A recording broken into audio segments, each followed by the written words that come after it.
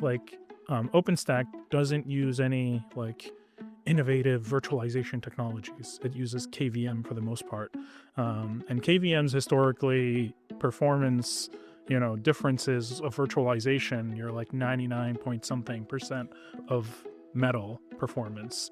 But that Kubernetes, if you run VEXXHOST in Kubernetes, you use KVM. Yeah. CloudStack uses KVM. Yeah. They all use the same hypervisor layer, because that's a good hypervisor layer. Of course. Completely agree. That's the best one. Yeah. And I think with like the OpenStack, there's what is really strengthened that is just like a really strong and big ecosystem. So for example, you've got, a Go SDK that's maintained by a bunch of people, Go for Cloud.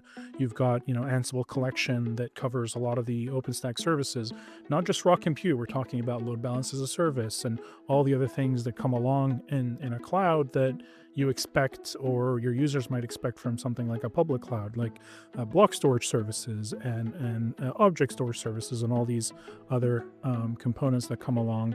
And I think the multi-tenancy model also is very, very strong and baked from day one. So OpenStack sort of came a long time ago out of a couple of organizations where the core tenant of it was multi-tenancy.